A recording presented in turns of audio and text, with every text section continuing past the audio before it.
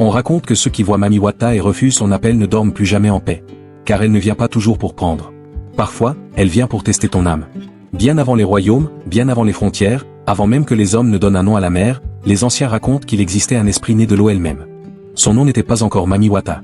Elle était appelée Mamwater par les peuples Akan, Manlambo dans le sud, Yemoja chez les Yoruba, ou simplement Mami Wata par ceux qui vivaient entre les fleuves, les lagunes et l'océan.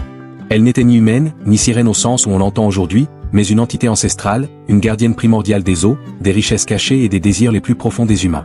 On dit qu'elle est née le jour où le premier homme a eu l'audace de vouloir posséder l'eau, de vouloir maîtriser ce qui, par nature, est indomptable. Dans les récits originels, Mami Wata n'est pas une simple créature. Elle est une force de la nature, une divinité complexe, changeante comme l'océan lui-même.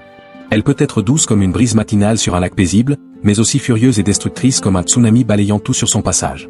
Sa dualité est au cœur de son mythe. Elle est à la fois source de vie, puisque toute vie vient de l'eau, et porteuse de mort pour ceux qui osent la défier ou la mépriser. Elle représente l'équilibre fragile entre la générosité de la nature et sa colère.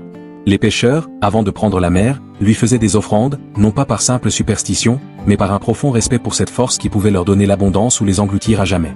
Ils ne la priaient pas comme un dieu distant, ils lui parlaient comme à une mère puissante et imprévisible. Contrairement à l'image popularisée plus tard, la Mami Wata africaine originelle n'était pas forcément une femme à queue de poisson. Ses représentations variaient d'une culture à l'autre. Parfois, elle apparaissait comme une femme d'une beauté surnaturelle, avec de longs cheveux noirs qui flottaient comme des algues.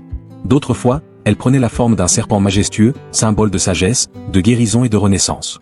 Ce serpent n'était pas un signe de mal, mais une représentation de la force vitale primordiale, le cycle éternel de la vie et de la mort.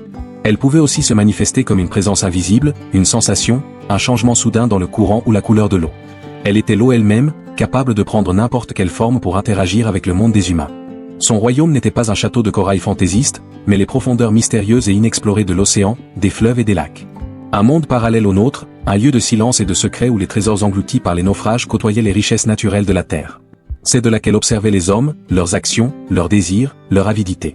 Elle était la gardienne de ces richesses, et ne les offrait qu'à ceux qu'elle jugeait dignes. La rencontrer, c'était faire face à un test. Un test de caractère, de courage, d'intégrité. Elle ne s'intéressait pas à la piété superficielle, mais à la pureté du cœur. Ces dons n'étaient jamais gratuits. Ils exigeaient un sacrifice, un engagement, une forme de loyauté éternelle. L'histoire de Mami Wata est avant tout une leçon sur notre rapport à la nature et à la richesse. Elle nous rappelle que les plus grands trésors ne sont pas l'or ou les diamants, mais l'eau, la vie, l'équilibre. Tenter de s'approprier ses forces sans respect, c'est courir à sa propre perte. Mami Wata, dans sa forme la plus ancienne, est le miroir de l'humanité. Elle nous renvoie l'image de nos propres désirs. Si votre cœur est pur, vous y verrez la générosité et l'abondance. Si votre cœur est rongé par la cupidité, vous y verrez la